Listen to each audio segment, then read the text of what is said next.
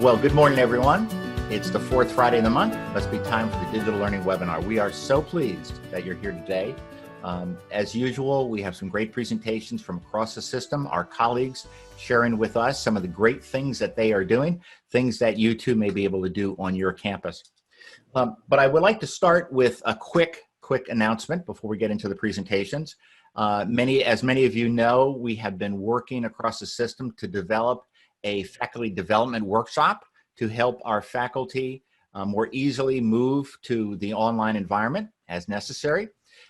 So we are pleased to announce that on July the 6th, we will start a 2-week asynchronous workshop. The actual registration goes live today. John was able to get us up and running this morning. If you and your colleagues are interested in this workshop, there is a link at the bottom here, DLI4, the number 4, faculty.northcarolina.edu, which will take you to a site that gives a little bit more detail, as well as the syllabus, and also a button to register for this course. Really quickly, there's some high-level things I would let you know about this. One, it's going to be a very interactive, hands-on workshop. It's not merely a matter of going screen by screen, but really actively doing things with yourself and colleagues. The second is a real chance to build assets for an online course. A lot of workshops that I've been to have been really, really good, but it tends to leave me, well, how do I apply this to my work on a daily basis? Well, you're actually going to be doing things that result in assets that immediately you can use in your classroom. There's also the opportunity to experience the other side of the equation. You know, how do students feel? Many of us have never been in our educational experience been through online courses. So this gives an opportunity to be on the other side of that. And then finally, we've made it very, very flexible. We know that this summer is going to be very busy. Some people are still teaching their current courses. They're prepping for their fall courses. They have family obligations. So how can we make this as most convenient for folks as possible?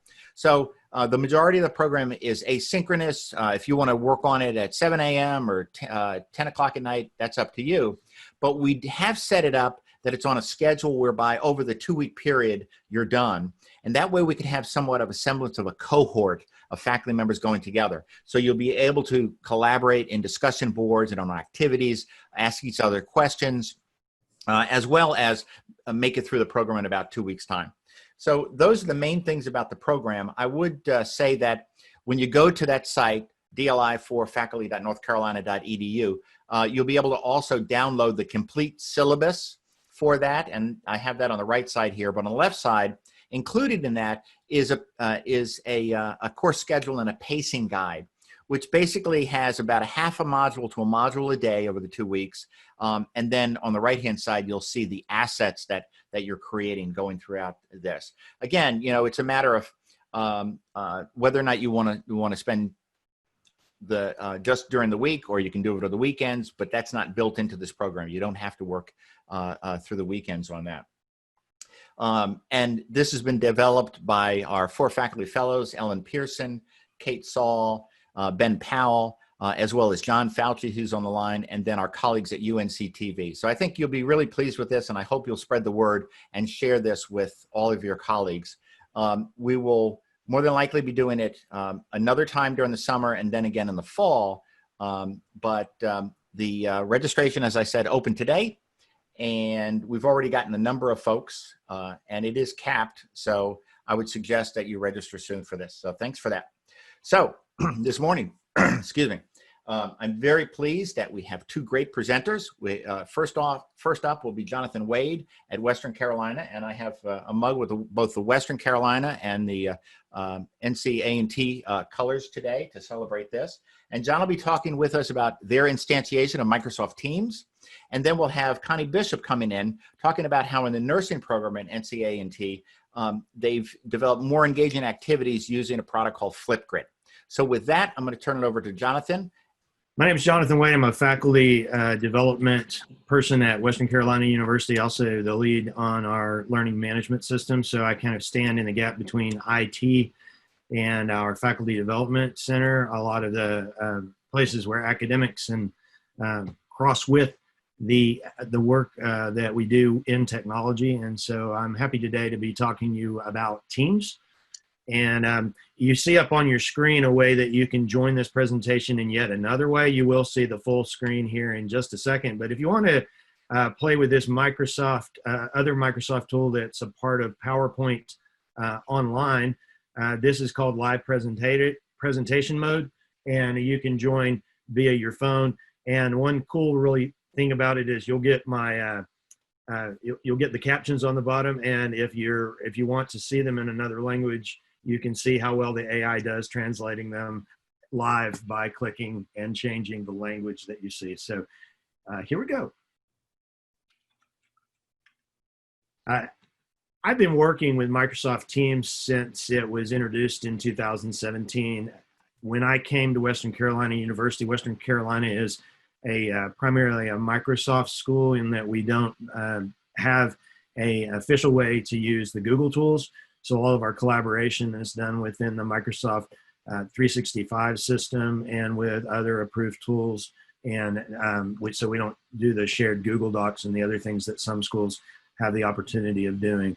So I've been working inside of the Microsoft system for 5 years, and Teams came in and became a really growing product beginning in 2017, and I've been working with them ever since. So that kind of gives you a little bit of background. I'm going to jump into a few things going over what Teams is, how we used it, where it fits in our ecosystem, and then some of the kind of possibilities that we're seeing in the future, and then some of the challenges that we've had. And I'm going to try to do that all in just a few minutes. And of course, I wanted to thank John and Jim and Alexis and all the other folks at the system office for trying to keep us all connected. And I wanted to remind you that I'll have my contact information at the end of this meeting if you want to have a one-on-one or talk something about Teams in some later time.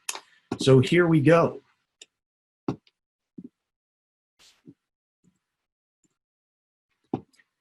So just a quick introduction to Microsoft Teams. It is integrated with the Microsoft 365 platform, which is the new branding for Office 365.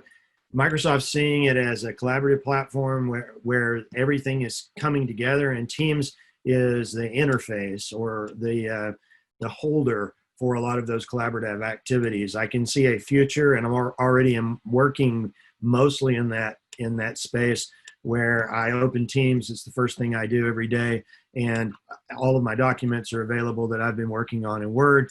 My Excel is available. Everything I'm sharing, any files I'm sharing on OneDrive or any files I'm sharing in Teams, which is SharePoint Online, is all there for me to work. I can launch a meeting. I can launch a chat. I can do all of those from within that app, and that app is sort of taking the place in a lot of ways of what I used to spend a whole lot of time doing in email and in Outlook. So it is a lot of different things. It's growing to be a lot of different things. It continues to be developed, and it's an exciting platform to see as it grows in these early phases.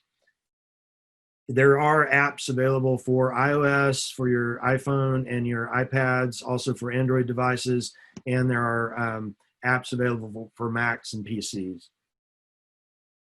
So when you're thinking about Teams, one of the things you have to think about is what are you trying to replace with this tool that you already have if you're a Microsoft school, and that would be some people like the shared aspect of OneDrive and how it's integrated into the whole Microsoft ecosystem. It works in a lot of ways like Google Drive. And is a place where now you can come and work collaboratively. Microsoft's done a great job of getting that up to parity in the last year or so, where it doesn't misbehave in the same way that it used to when you were trying to collaborate. One thing I will note, though, is that a lot of times when you think it's not working right, it's actually because it's got a more secure security setting. So you may want to talk to your IT folks when you're especially trying to work across different groups. And that's one of the things Teams helps with OneDrive, because a shared team drive, you can have a member of the team who's a guest if your Teams instance is set up that way. So it can replace all of these things in different ways. And I think generally get to about 80% functionality. So your question is, do you need to buy these other tools? And that would all be a part of your budget and then your workflow.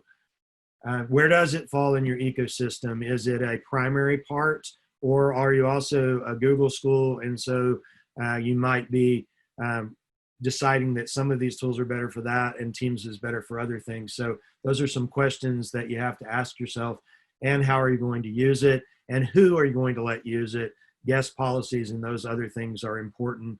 We found also that who supports it is an interesting question, because the help desk can support certain things, but questions that we get asked about teaching and learning have a whole different set of issues. And then when you get into it overlapping with the learning management system, that's another set of issues. So those are all things that you need to think about. At Western Carolina, we've been trying to bring together as many stakeholders as possible to continue the process of governing teams and working through what we're allowing on campus. We're trying to give the users as many options as they can possibly have in the platform, but also keep the data safe. So there's a lot of things to think about. But these are all the different people that we have that have been working with us. I'm in the teaching and learning center, but also end up being IT governance planning and frontline technology support occasionally. This is a really bad graphic. It looks really old, even though I made it only about a few weeks ago. But it is basically, I tried to capture the fact that one of the interesting things that's happening with Teams is we have a consumer use level product that's beginning to stretch across our entire working ecosystem. And just today, I got a thing in the mail saying that there's a new integration for Teams with our project management system. And I had never heard about that integration. So the integrations are adding and adding and adding, and it's becoming one of those things where we have to think about, oh, wow, this is a brand new function. We can work to use this tool to automate or to streamline our workflow, or it could also cause some security and sharing problems. So it's becoming a more and more important issue. So, almost like the way choosing to use an additional operating system has become. At Western Carolina, COVID, we were already growing in a great arc with our use of Teams, but it really took off during March of 2020, when it's one of the solutions we have. We do have a full Zoom license, so we use Zoom for some sorts of meetings. The teams that went fully online, who were trying to share files and do collaborative work in the offices, the staff have found that Teams is just a great solution. We didn't have a huge uptick in the use in classes, and part of the reason for that was that most people were already using Blackboard, and they found that our LMS was something that the students already knew how to use and they already knew how to use. So if they were using Teams, they started using it more, but we didn't see a lot of adoption of Teams for classroom type activities because we had Blackboard Collaborate, and a lot of people also use Zoom. But these quotes from some of my colleagues were really nice to see. And my own group that was mostly doing most of our meetings face-to-face has moved to all of our meetings launching within Teams, mainly because in something like Zoom, we'd have to have a separate place where we share files. But in Teams, that meeting has a file folder that it keeps along with that meeting. So it really helps us in making us feel like we're working in the same space. So what Teams does well is it scales well. We have a Microsoft license that covers our entire campus. And so everybody can use the level of Teams that they're using. We have a certain number of, I think, E5 licenses and E3 licenses. So there are some of the add-ons, some of the additional Microsoft tools, like the BI platform and Visio Online. Those things aren't available to every user. So we have to kind of keep track of that. But so far, we've been able to exchange licenses when people have a real genuine use case or need. And Teams goes all across that Microsoft 365 environment. And I sometimes get them confused because now I've got in my head, you can't really fully use Microsoft 365 without beginning to use Teams. there's a great collaboration that can happen. This is a screenshot of some of our work groups that we have that we're using Teams as. The CFC main collaboration team is the one that we use to just keep working together. We've got the NFO team, that's our new faculty orientation we're putting fully online. That's sort of a project holder. We've got an LMS review that's going on. We're doing a lot of the work of that collaboratively in that team. And then we've got a group of faculty that have put together what they call the WCU Innovation Hub. And in that Innovation Hub, they share ideas. So I've got probably 100 groups, some of which that if I ever become a Teams administrator, I will delete. But they because it's SharePoint, it does take a little bit of time to get a group deleted. But you can delete things within groups. Some possibilities, what we're looking at for Teams to do, and some of these more than others. We have several faculty members who have complained that the LMS actually works like an LMS. The reality is that part of the great thing about an LMS is that it has individual courses, and those courses are private to those students and those faculty members. Part of the limitations of an LMS is they have individual courses, and those are limited to those faculty members and those students. And there are some faculty members who really want to have a continuing cohort, or give access later, or have their group expand into alumni, and all of those pieces can be engaged through an extension of the LMS. And Teams makes a great place where you can take your LMS content, you can put the stuff that continues, and then you can invite people in as guests and keep your course moving along if there's a great learning community that's developed out of that course. So as an extender, it's a really good option. It's also possible in different ways, and Microsoft's looking at this, to put some integrations with Teams in there, integrating the calendar, the meeting app. There's other pieces of it that are slowly being integrated. So I do think for LMS managers, you're going to be, especially if you're a Microsoft campus, you're going to be looking at different ways that can integrate as time goes on. It's a great committee working space. What we like to tell people is you work in teams collaboratively, you create what you need to create, and then you store in our more permanent storage solution, which we have a separate system. We have the H drive where things are stored in their permanent format so that they never get lost. But you might use SharePoint Online or some other permanent system. So Teams is a great place for working documents. As long as they're active, they won't get deleted. We don't have a automatic deletion process, but that's part of our challenge coming up, is how we're going to govern going forward what retention processes we're going to have. There are different ways that I've seen it demonstrated.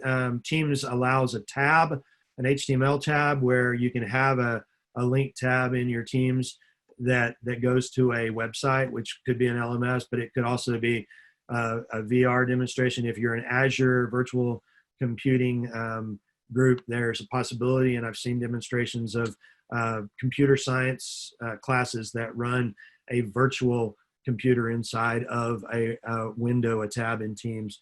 It's a great place for having virtual office hours, because you can kind of just leave your chat window open and your students can drop in. And I think these are all the different things that it can be helpful in.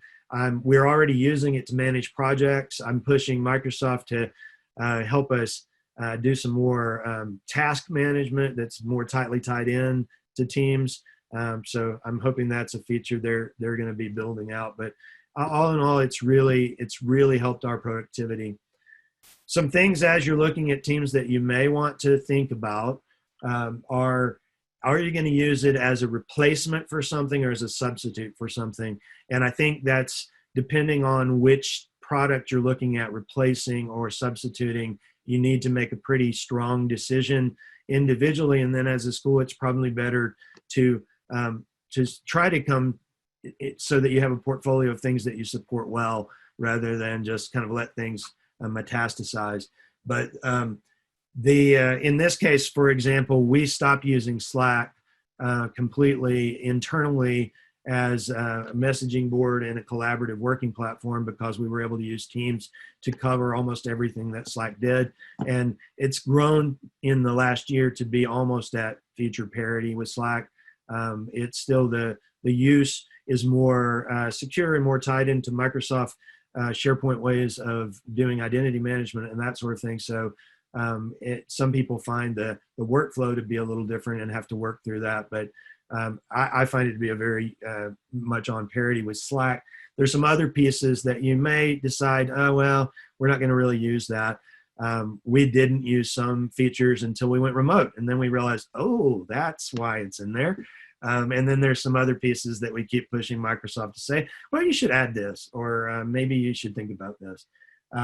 Governance and retention is certainly something that every IT group is going to need to talk about, and that if you start using Teams to make things that you're going to be working on grants or other things with it, you need to work with your IT team to make sure they have a retention policy and that it works with the length of time that you need to keep your retention. One advantage of a Teams shared drive over OneDrive is that you have group ownership. And so when the person's account disappears, say they leave to another university, it doesn't follow those retention policies. Instead, it stays current according to Teams retention policies, which can actually be related to use. You can leave them where they'll never delete as long as somebody's accessing them. But that's up to what, in our case, we're going to be convening a governance team to look through every setting and to try to look for what's best for the university. Compliance and auditing pieces. It is important to realize that a platform like Teams is an extension of a productivity platform that the university owns. So the chat, although it feels a lot like Facebook or something, it is discoverable in the same ways the email is discoverable. So as public employees, we need to keep that in mind as we use the chat, but it also keeps us honest in that we don't misuse our public trust in those areas. The level of integration that you need to make, this is something that you'll be needing to work with all your different teams. I just put 3 that I know we're going to have to work with. We're all under different IT directors, the LMS, the project management group, and our general university portal. And then the last thing is Teams is growing faster than any other product that Microsoft has ever had, including Windows, and it's going to continue to evolve. And as it evolves, you need to stay on top of it. So it's important to have a few people like me on your campus who are trying to keep up with what it's doing and trying to plug it into what you're doing with all your other university tools. I know this wasn't a full introduction to the platform, but I hope this gave you some value. I have some links that I'd like to give you that if you don't know as much about Teams, there's a great article from TechSmith at the bottom, Microsoft Teams, What Is It? Just came out yesterday. And then these other trainings are available for you to take a look at. I will really heavily say that the Microsoft user portal, training portal for educators, is one of the best training portals I have ever seen a vendor provide. And you should check it out. It's gamified. It's actually sort of fun to use. I'm a Mac user, but I love this. I'm also a Windows user now because Teams has finally gotten me back in to the fold. So I think that it's a fantastic product. It's been a great push to our productivity. And particularly if you're a Microsoft campus, I'd be happy to talk with you about how you can use it better. That's all I've got, Jim. I think I just hit my time, maybe. Well, that's great, Jonathan. We really appreciate that. I must say we have started, I'd say in the last 6-8 months, to extensively use Teams ourselves and have been really, really pleased with it. Let me see if before Connie starts up, if there's maybe 1 or 2 questions that people have for Jonathan. If you either want to turn your mic on or put it in the chat. Question for Jonathan from Bruce Richards. Is the MS project, integrated with Teams, able to work across team members? Not yet.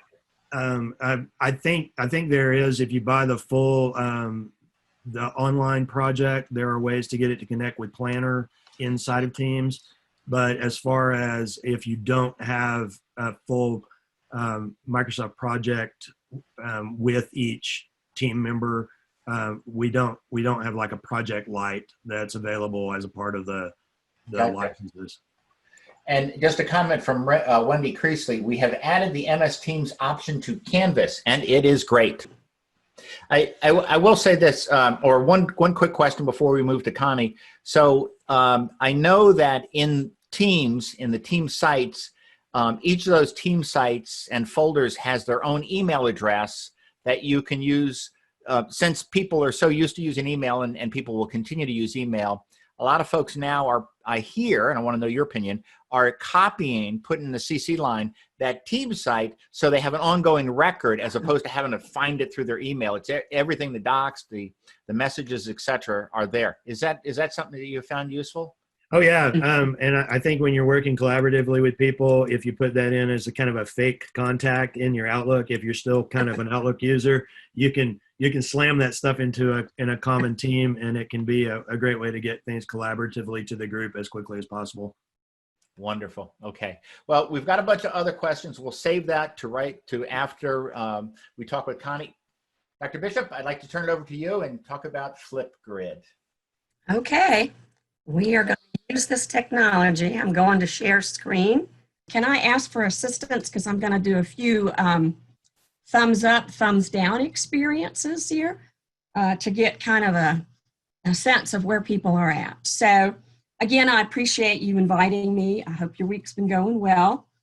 I'm going to share some passions of mine, and that is student engagement. And you'll see me refer to this as let's kill discussion boards.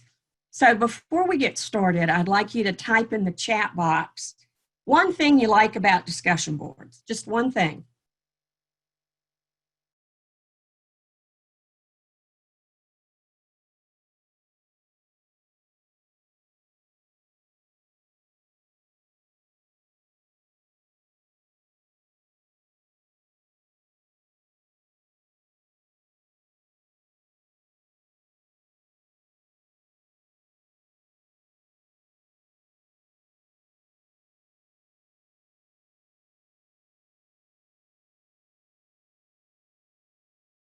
So let me do a second one then. To be fair, what's one thing you do not like about discussion boards?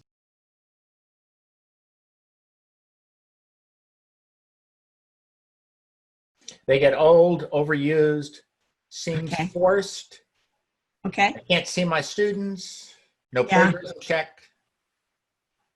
Okay, Can't always good. create a conversation. So now I'm going to ask the $50,000 question. How many of you feel discussion boards are a good measure of student learning objectives? Nope. Sometimes nope. So. Sometimes. I don't know. If done Okay. right, it depends. Okay. Not at all measures if they have. Depends on the objective. Okay. So I'm going to say, why don't we just kill them? Because we've been using these as substitutes for the face-to-face interaction. We realize that student engagement is the biggest hill to overcome in online and now virtual courses.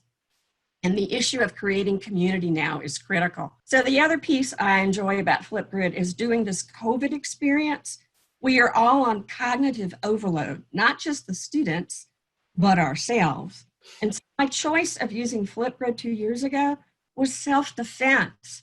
I was, shall I say, angry when I was told I needed to convert a course to online in a little bit of time for our students' needs. And the students were a little sad as well. So I did it in self-defense. So what is Flipgrid? Flipgrid is not YouTube. Flipgrid is not synchronous. Flipgrid is not hard to use. What is it? It's free. Again, it's free. It's asynchronous. It's easy to use, and they keep adding new functionality. Like they've added, I apologize for that, guys, for allowing screen capture. The other thing it does is it does capture closed captioning. So for your ESL students and students with accommodations, it works very well. So here's what I did for the pilot. I've already told you why. I was quite selfish. I didn't like being told, you got to go from face-to-face to online. I think most of us experience that a few months ago. Faculty and students clearly were not thrilled with that. Expectations were one, and now we have new. I did feel that this technology would mimic face-to-face. Half of the pilot was done the regular discussion board way. The other half was done with Flipgrid. And I did modify the rubric for the video component. And most importantly, the students and I agreed on doing this as a pilot.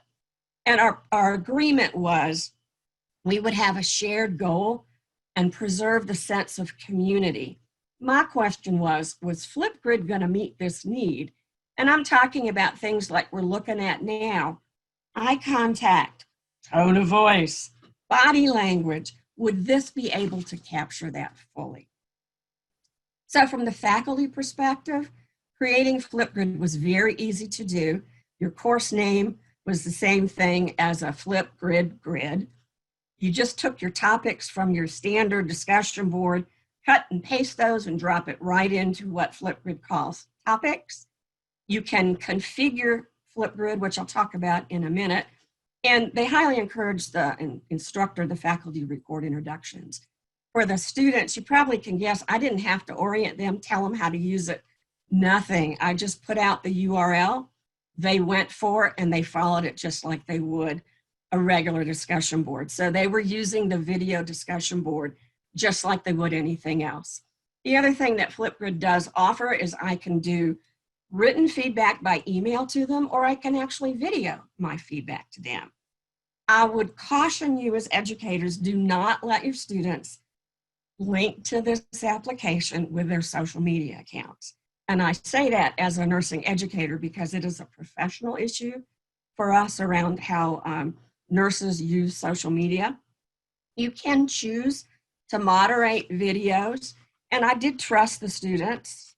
However, I'm a really good State Department employee, and I trust but verified, if you understand what I'm saying.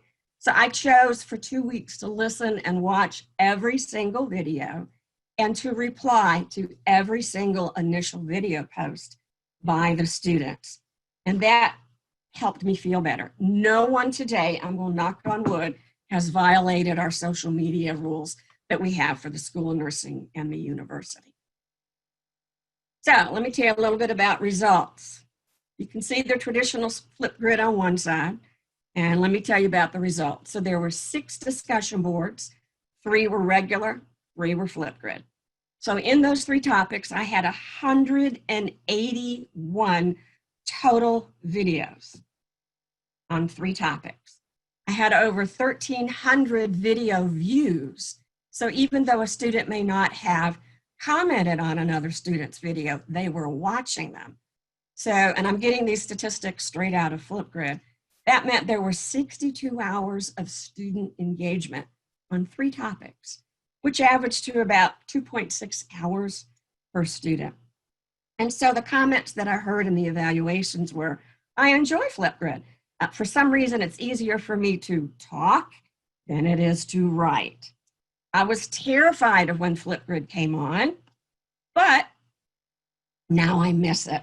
And then several of them commented, I got to know my classmates who I've been with for several months in a whole different way than I would have normally. So the only way I know to truly get you to see what that experience is like is to show you some examples of the student voice. And so I'm going to show you some Flipgrids that have been recorded. This is called a mixtape in Flipgrid world. And so I just pulled a couple. I'm not going to show you all, but let me show you how I used it. So I will skip a couple of these videos, but you will see my picture up there. It lets you take a selfie when you're done. And so let me show you 2 that really give you a flavor of what it's like. And hopefully you'll hear these. So this is Kimberly. Kimberly's kind of like our Goldie Hawn of the class. And she's talking about using APA style.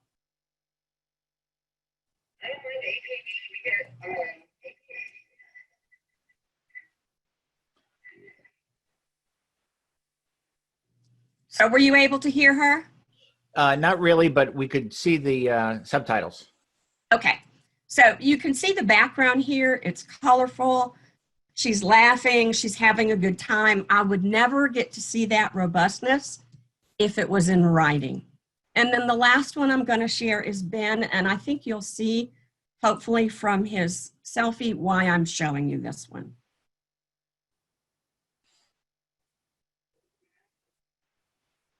Cannot hear Ben. Can't hear him. Okay, I'm sorry. But we get the idea, and what a wonderful dog. So the point is made. Let me stop sharing and go back to my slides, my other slides, where we left off. Can you see that slide again with the QR code and the samples of student Flipgrids now? We can, and in the chat, some people said they clicked on the QR code and actually could see your videos remotely. Excellent. Don't you love QR codes? Using more and more of them. So thank you for clicking in there. These are samples of how students respond to the questions. And I think you can see by just the pictures, and even Ben and his partner in crime, I never would see that robustness in the written word. And clearly they were relaxed, they were having fun, and they were enjoying the work. So what are the advantages to Flipgrid? You can use it immediately. You can use a little or a lot. You can just do student introductions, you can do faculty introduction, or you can use it for an entire discussion board. You do not need to be an instructional designer. It does support digital literacy, which even though these are digital natives, the literacy piece may be questionable. This is important for us in nursing as telehealth is taken on. And also we as healthcare providers need to get more comfortable with putting things on video on people's phones. So when we send you home from the hospital, you know how to take your medications. You know how to take care of your wound dressing. And we just haven't been thinking of that. All you need is a camera and a speaker. It is device agnostic. So whether you're Apple, Android, doesn't matter, whether it's a phone, a tablet, or a true PC, this is device agnostic. And I'm going to say it again. The results for that pilot for 3 topics, 62 hours of shared learning. So I tried to anticipate some questions from you, and you can see I've taken the old discussion board. Here's how it looks. And then on the right, you're going to see that lovely green screen with that big green plus sign. That's literally the sign that Flipgrid uses to say, please record. You can use it with students. You can use it with faculty. So now I've teased you a little bit. In the chat box, is anyone willing now to think about using Flipgrid, just maybe for one thing? Just type yes or no. Jim, if you can help me with those answers too. Absolutely. And Jonathan already asked a question about whether or not you had to have students sign a FERPA waiver or something in the syllabus. And there are some other questions too. Okay, let me make that note. Thank you. And I'll answer those at the end. Sure. Yeah. Okay. So one of the nice things that this benefited from is it helped with student engagement. It kept that sense of community, which we're trying to create. And what I've been hearing lately is everybody's feeling that loss. Maybe not so much the touchy or the hugs or whatever it is we do to interact, but just seeing each other. It also has the negative advantage of overkill with Zoom meetings. So what I'm submitting to you all is that Flipgrid is in a unique position now in our COVID experience, that it can replace the sense of community that was lost because we see each other and we engage in a different way. So in summary for my pilot, I had just 3 topics and got 62 hours of engagement. I now use it for just about all of my courses. I do use it in different ways now. I actually will use it in my face-to-face courses and have them answer questions ahead of time before a lecture. Things like, what was the sticky point in your reading? What can you explain to another student and what you still don't know? So I can tailor that within the classroom experience. I now average about 6 discussion board topics a course, and I'm getting about 14 hours a topic, which is twice what I was getting just in half. So I get about 4 hours per student of engagement. And they actually do more than they're asked. I set the rubric up the same way I did for discussion boards. So I have provided some resources for you. The Flipgrid community is rich. You can put a question out there today at whatever time it is right now, 11:46, and about 4 minutes later, you're going to get an answer back. It is an international community, so you do get good cross-cultural discussion as well as an international flavor to how people are using it. If you choose to start taking a look at it, I would ask you use that last link with my name, because I get credit for it, for sharing the information, and I keep earning my little badge. Now, I will say Flipgrid was developed K through 12, and even though we can roll our eyes, these are the applications our students have been used to, and so it doesn't hurt to use them. And when you get a little badge that says well done, I don't know about y'all, but little stickers still motivate me at least for a week or so when I get those. So here are some academic articles on student engagement. I am seeing a few more show up in the A&A nursing, in nursing education research. 2 so far, not one from me yet, but that is on my honey-do list for myself. And so I want to thank you for taking a listen and tolerating some of those little technology glitches. I would tell you that this is a robust application, even though it appears elegantly simple. And my job, hopefully, was to encourage you to seek other ways to do student engagement. I kind of feel like I'm Star Trek, where resistance is futile. I am the board, and I want the collective that we bring you into to be Flipgrid and student engagement. So I'm happy to take questions. The first one I have was about syllabus and FERPA. We have not had them sign FERPA because they normally sign that use of blanket use within our orientation. And it is included in the syllabus that this is happening. I have never had a student refuse to do it. I have had one who was uncomfortable with her face being seen, and that's because she was post-baby weight. So she used an emoji on her face that Flipgrid allows you to do. After she saw the first video of the other students, she lost that. And the first couple videos, you see everybody all dressed up, but towards the end, they're kind of laying back and having their iced tea and their dogs and their cats and family running behind going, "Go, Mom, it was your first video." So I hope that answered your question. Connie, we got lots and lots. We're going to have to save this chat. Both Jonathan and you, Connie, created a lot of interest and questions. So we'll save the chat. But some people are asking about the rubric, and will you be able to send that out? And we can also post it on the DLI.North Sure. Carolina site.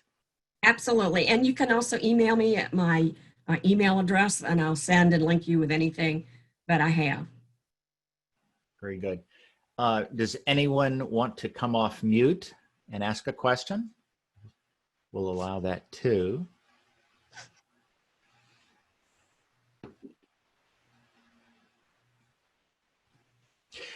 One of the other questions, and you may or may not know this, Connie, but Phil Edwards at Chapel Hill asked, has Flipgrid submitted to data security review on the campus, or as a part of the existing agreement with Microsoft, or as a standalone product? My knowledge at A&T, I'm sorry, who was going to answer? Jonathan, do you have an answer?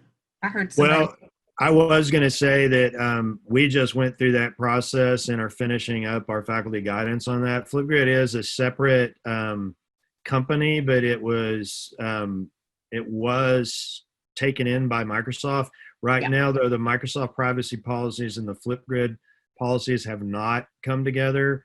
One of the benefits, though, is there are ways to set Flipgrid so that the students don't really have to have accounts. And when we looked through their privacy and did a review of that, ultimately it was determined if we can keep it within our LMS instance and not require the students to create accounts, that it's a manageable risk. But we are going to require that the students at least be notified that they're waiving their rights to video in this video chat format. Right. The other piece too is, which is why we're pretty emphatic about no linking to social media. The other piece within the setup for Flipgrid, you need to make sure that students cannot forward videos, because that setup is set up as a yes in default. And that's another piece of that security, Jonathan. So thank you for that. So Jonathan, I see where you put in the chat, inside of Teams, you have the ability to pull in various applications and make them live. This is one of those also that you can do that? Yeah, Flipgrid, if you're running like a course light sort of thing and you want to have a, you want to have this capability, Flipgrid is integrated. It can be integrated as one of the tabs. Okay. Which makes that Teams concept even more powerful, right? Right. Someone just asked a general question, can the slides be shared? In a couple days, the slides and the video will be up on the digital learning site. All our webinars are captured and are put up there. You can get them at dli.northcarolina.edu. One thing, Jonathan and Connie, I have recently found out, and I know it is for Teams, and I wouldn't be surprised if not also for Flipgrid, but Microsoft is starting to have these special user group sites where you can request features and then the community votes on them. And I actually submitted one for Teams quite a while ago, and they finally got up on their list, and they instantiated it inside of it. So I guess what I'm saying to everybody is, and we can put that in the chat, or we can send that out to everyone. There's like a real direct line now to Microsoft where the customer voice can be heard. I don't know if you've all experienced that or not. Yeah, I experienced it seems like they've around screen capture. Oh, sorry, Jonathan. Go ahead. Well, they've made a real big change, so it's yeah. I would say Flipgrid is very robust in the sense that the user group has regular meetings, and they have like a honey-do list as well, and they go through them fairly quickly and get them posted.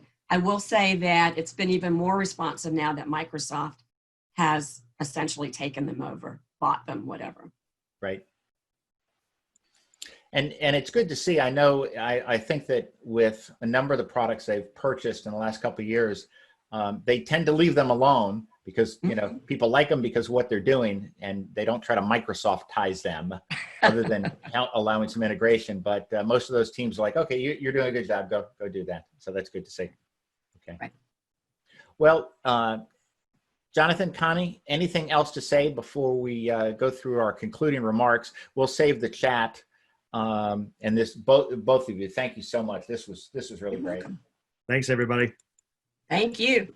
So Connie, I'm going to stop sharing your screen and share my screen. So thanks, everyone. So just a couple things. We've got another great presentation coming up on July 24th. Jeannie Hoover and Jackie Solis will be talking about finding and using OER for remote and hybrid teaching. A lot of interest in OER lately.